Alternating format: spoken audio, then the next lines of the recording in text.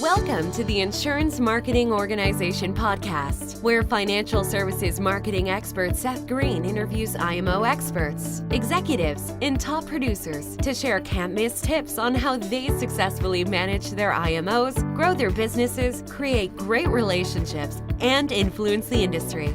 And now, here's your host, Seth Greene. Welcome back to another episode of the Insurance Marketing Organization IMO podcast. This is your host, Seth Greene. Today, we are here to talk about what do you do that is different from other IMOs? And if you're a producing rep, what do you do that is different from other financial advisors? Because if you put 10 IMOs in a room and let's say an industry conference, and they're doing a round panel discussion, and there's 10 presidents of IMOs, and every financial and the question to the panel is, tell us a little bit about your IMO. A lot of your answers, no offense, a lot of your answers are going to be very similar. So it's going to be hard for financial advisors or insurance agents to tell you apart. But if I put 10 financial advisors or insurance agents in a room and I say, what do you do? I will get answers, help people plan for retirement, help make sure you never run out of money in retirement. I'm a financial advisor. The answers are going to be very, very, very similar. The prospect cannot tell them apart, cannot differentiate. So they will default to the person who they feel they like, just have a gut feel for, or they'll default to the lowest possible price, which is not what you want. So what do you do that is different? Now, you may not physically do something that is different, and that's okay. There's two types of differentiation. There is physical differentiation, where you literally, let's say, have a annuity, a life insurance policy, a whiz-bang benefit that nobody else has, right? As an IMO, let's say you have the only one. Then you have a physical differentiation. You provide an actual different product or service. Then there is perceived differentiation. So perceived differentiation, it's physically the same product or service, but it is positioned or marketed differently so that it looks different.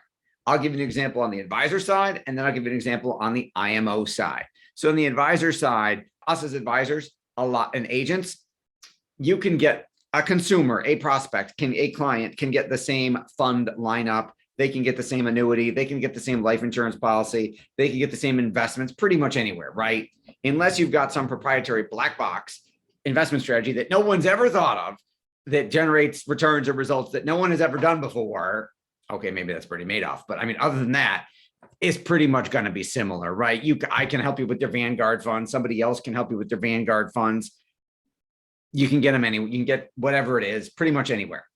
So there's no physical differentiation there among, let's say, investment choices as an advisor or an agent. However, there's tons of perceived differentiation. So for example, we took a concept that's been around for hundreds of years, a product, let's say, called life insurance, that lots of consumers have negative preconceptions over. Oh, I don't want life insurance. I know what that is. I already have it through work or whatever. They don't want it. They don't want to talk about their own mortality, right? However, we took that. There's a concept, a way to use life insurance called the infinite banking concept, originally pioneered by Nelson Nash and Pamela Yellen and everybody else under the sun. I'm sure you are familiar with it, but so a lot of people already are. So we rewrapped that. We changed the marketing of it. So we don't call it infinite banking. We don't call it bank on yourself. We don't call it family wealth banking concept. We call it something totally different. And we made it for one specific target market, even though it works anywhere. But we marketed it to one specific target market, attorneys, and we made it specifically branded for them. We don't use the words life insurance or bank on yourself anywhere. We have a concept that if you Google, doesn't really exist. So you can't get it from your existing advisor because they won't know what you're talking about. You have to come through us. So all of a sudden, people who would say, I don't want life insurance. I already have it. I'm good. I don't need it anymore. Would say, ooh, I want that.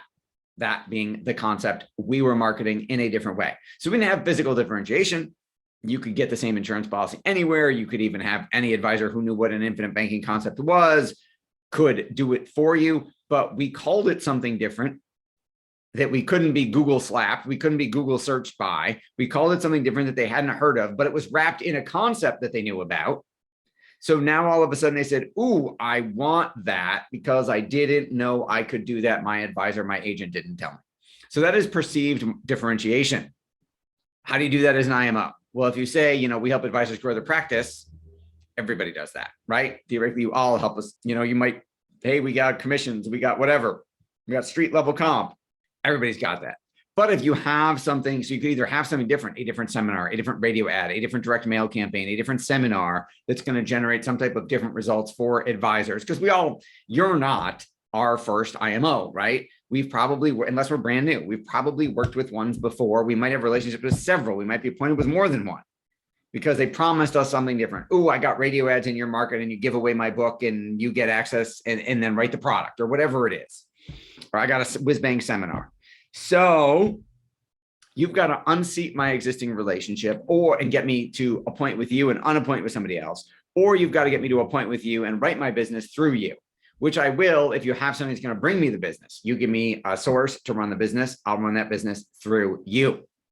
So that could be either you physically have something different. You have a seminar, you have a Facebook ad, you have something that's going to help me as an advisor grow that no one else has, or there's the perception of it, right? Is there a software program? Is there debt to wealth? Is there whatever it is that's going to help me position myself differently in the marketplace to get me more business that I can then write through you?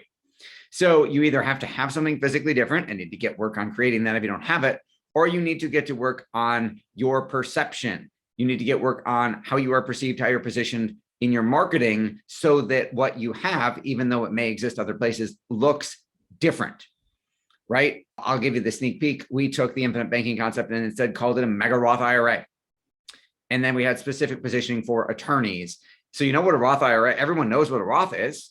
Ooh, what's a mega Roth? I would love to put more in a Roth and get it out tax-free, but I can't because of the limits. Mega Roth might be a way around that. I want to learn more. And then we had very specific marketing and positioning just for attorneys who were partners in their law firms. And it worked incredibly well.